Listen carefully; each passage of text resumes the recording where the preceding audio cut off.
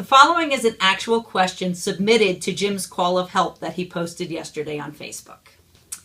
Jim, we had a realtor in the past that we just loved, but I think she may have retired. I want to find a new one, but I want to make sure they are good. I've met some bad ones, including the jerk who sold us our current house and was such a pain to work with. We come to find out he was a member and in our ward, LOL.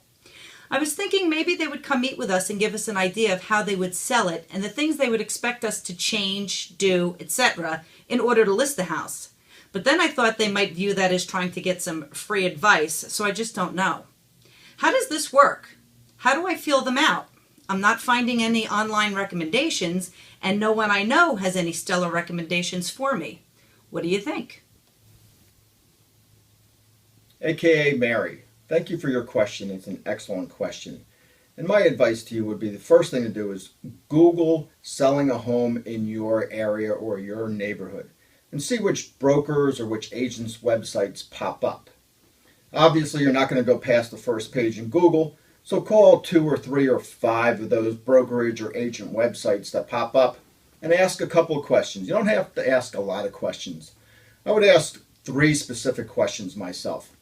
The first question I would ask is, what is the average sales price for a house in my neighborhood currently?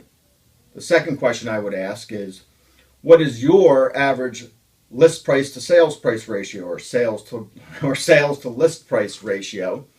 And the third question I would ask is, what is your unique marketing plan? What are you going to do differently than every other agent or every other broker in our market area? And if they don't have the answers to those 3 questions, move on to the next.